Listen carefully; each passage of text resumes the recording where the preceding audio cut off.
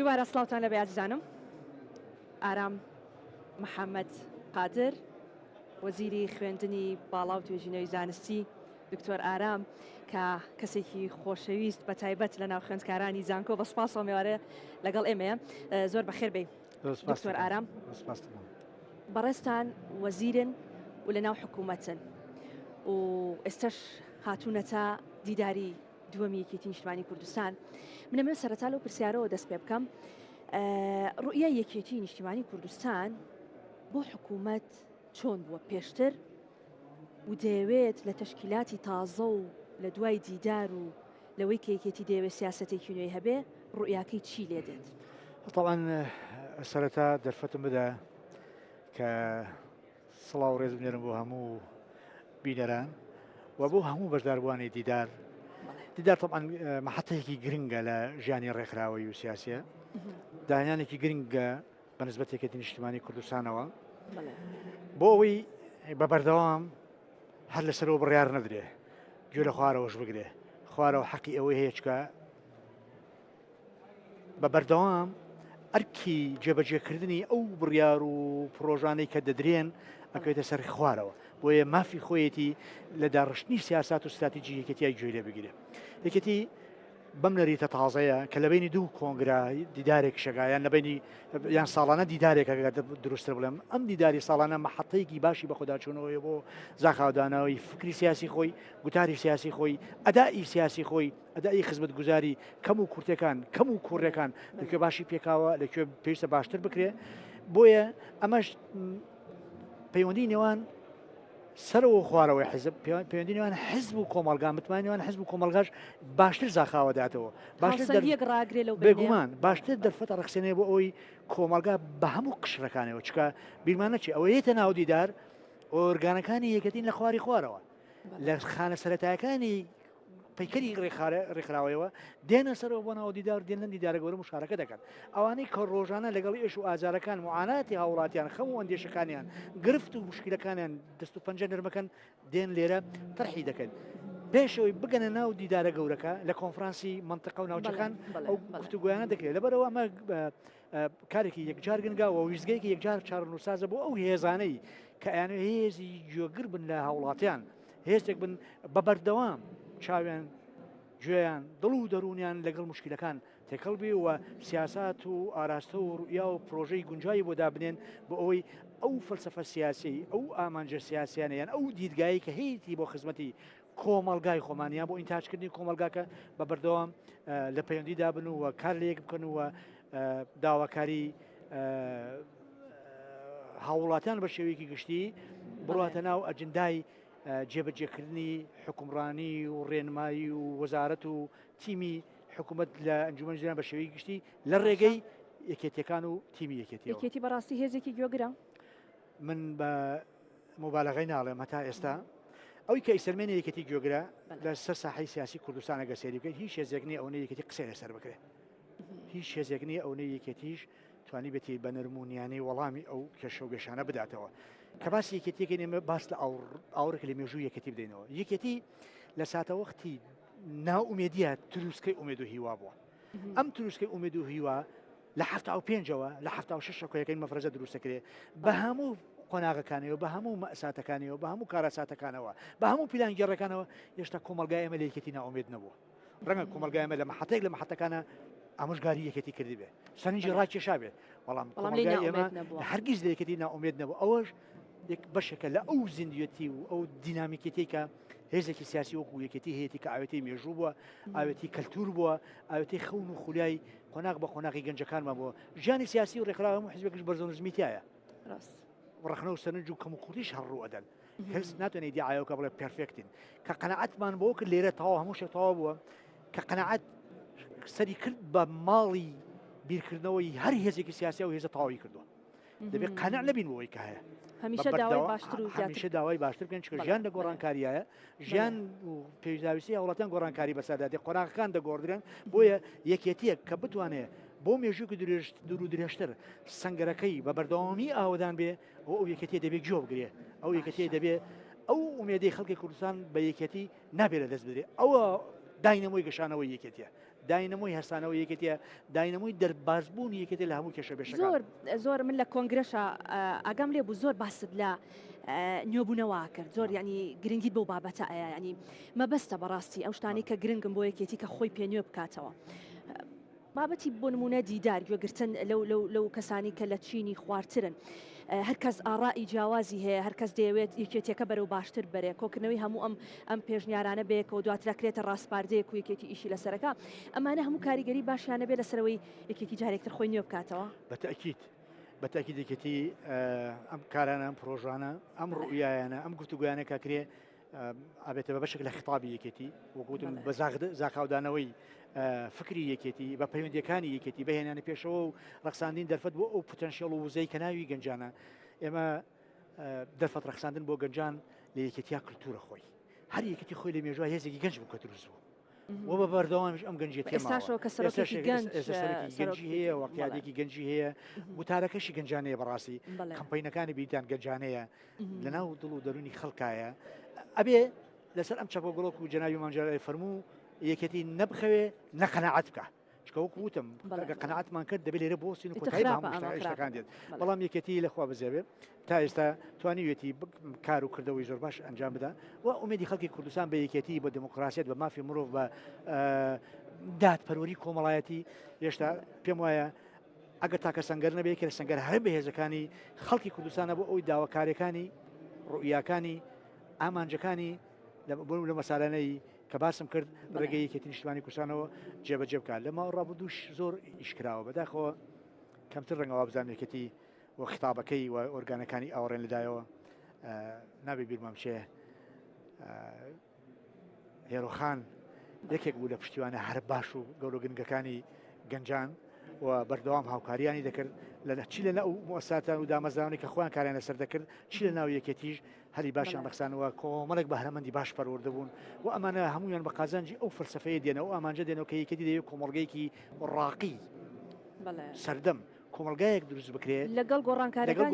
و شایستی ژیان لە ناو سەدەی 21 ئەمانە تەمان بەردەوامێکی پێویستی بەم نوێبوونەوەی هەیە بەردەوام پێویستی ئەو دقەیە ئەو شوێن لەو شوێنێک ڕادەوەسین لەو شوێنەیە کە دەبێت فاتحە لەسەر خۆمان بخوێنین ئەو شوێنەیە کە دەوەسین و شوێنێتی ئێمە بێ بێ ئومێدینەوەی کۆمەلگای ئێمە پەیوەندی بە یەکێتیەوە ماوە و پێویستی بە یەکێتی ماوە بە بەردەوام دەبێت ئەم پەیوەندیە گەرم و گۆرتر بکرێەوە یەکێتی باشتر بچێتە خزمەتی ئامانجە و دیناهاتوەکانی گەلەکەمان دکتۆر باسی حکوومەتمان کرد باسی ڕوئیە یەکێتی لەناو حکوومەتە بەتایبەت ئێمە کە ئێستا بەرەو کابینەی دەدەچین و لە قۆناغی دوای هەڵبژاردن داین و یەکێتی خۆی ئەو حکوومەتەی کە پێکی دەهێنێ لەگەڵ طبعاً لایەنە سیاسەکانی تر دەیەوێت چۆن بێ ڕوئیە یەکێتی بۆ ئەم بابەتە چۆنە خەڵکانێکی زۆر هەند چاوەڕێی ئەوەن ئێستا بەڕاستی کە بزانن کە ئێمە ئێستا لە قۆناغی دوای هەڵبژاردنین یەکێتی دەیەوێت چی بکا لەناو حکوومەتە یەکێتی لەناو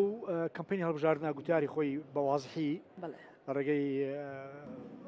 سەرۆکەکەیەوە کاکباڤڵەوە زۆر بە وازحی و لە گوتاری تریش و لە کەمپینی تریش و لە شوێنەکانی تریش پێم وانە ئێستا گوتاری یەکێتی نیشتیمانی کوردستان و ئامانجەکانی بۆ پێکەنانی حکوومەت و حکومڕانی لە هەرێمی کوردستانە هیچ تەمومژێکی لەسەر بێ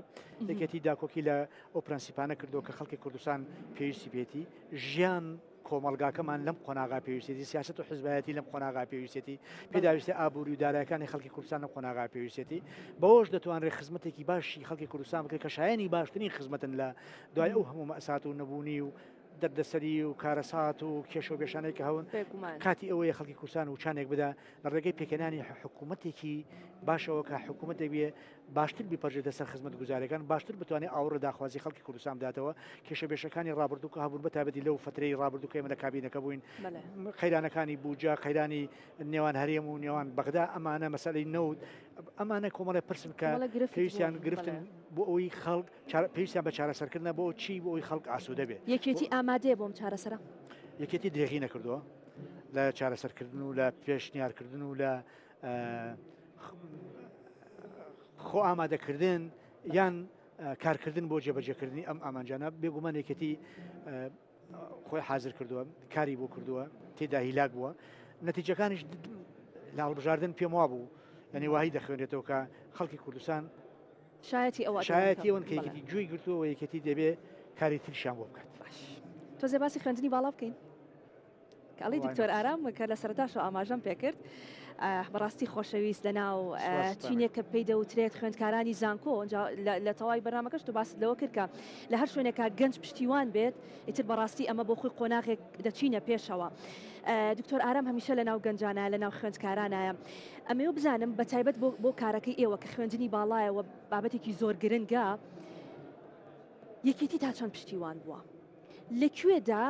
دکتۆر ئارام کارێکی کردووە کە پشتبەست بە یەکێتی کردوێتی. ئێمە دەبێت سەرتا ئەو ڕاستی بڵێم گەنجان وزەی ژیان و داهاتی وڵاتی ئێمە خوێندکاران بە تایبەتی قوتابیان ئەمانە سەرچاوێکی گرنگی ئایندەسازی وڵاتی ئێمە. پێویستە هەر کابینەیەک هەر حکوومەتێک هەر دەوڵەتێک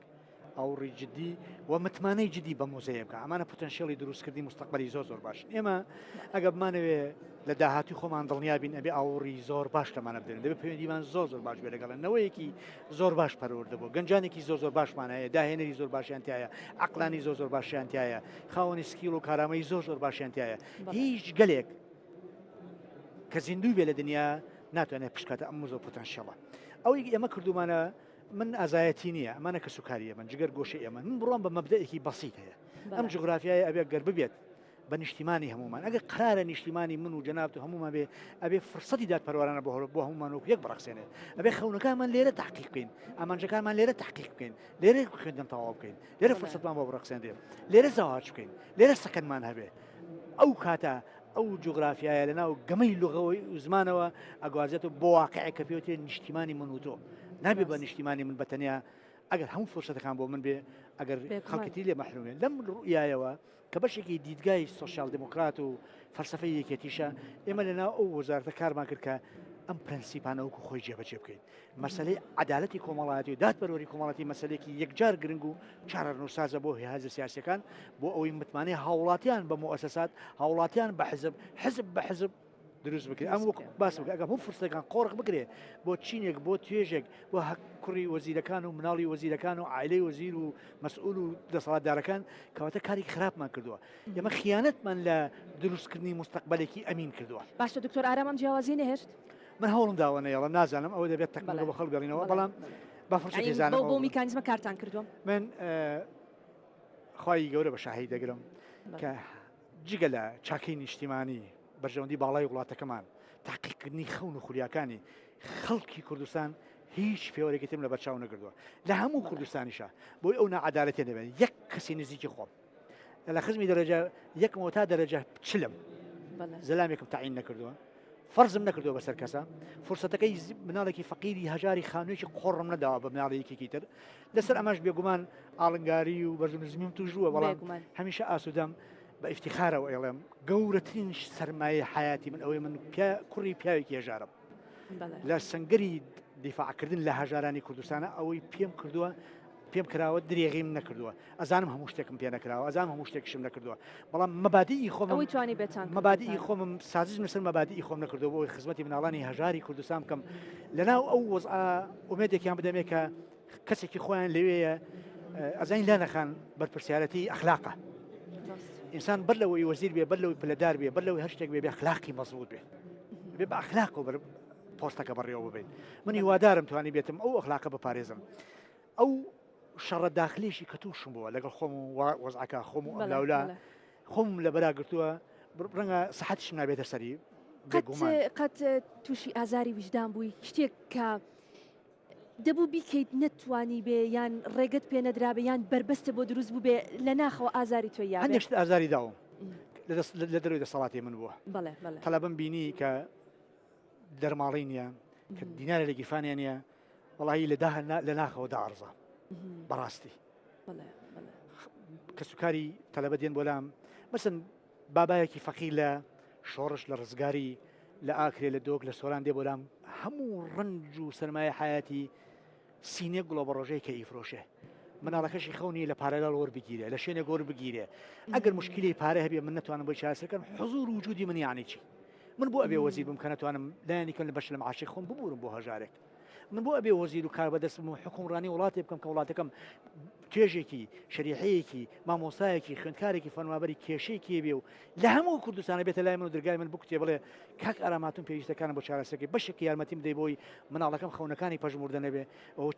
نازم چی ئەبێت چی وجدانێک بێ ئینسان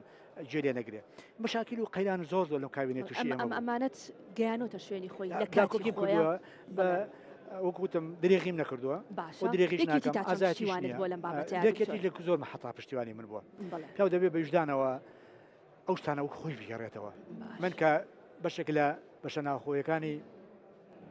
زانکۆی سلێمانی زانکانی ئەم دەبەرە ئیتر وای لات و خوێندکارە بەڕێزەکان هانیان بۆ هێنام بە خەڵکی ژیان نایە مستەلزەماتی تێدا نەماوە هی ساڵانی زۆر زۆر کۆن و لە پێشترە ناتوانێت پێداویستەکانەوە کە مەسائلی کارەبا و شۆرتی کارەبا و سووتان و ئەوانە من کە بە جنابی کاک باوەڵم و دوت مۆزعی داخلەکەمان وایە جارێکی تر زۆر زۆر سوپاسیەکەم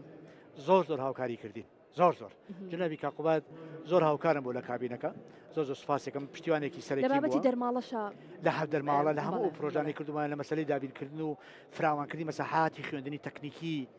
لە مەسلەی خوێندنی پیشەیی حتا لە ئەو هەرچیەکمان کردی بێ لە وەزارەتی خوێندنی باڵا ئەخیر کەس ئەبێ من باسی کۆمەشانازی پێکەم لەگەڵ من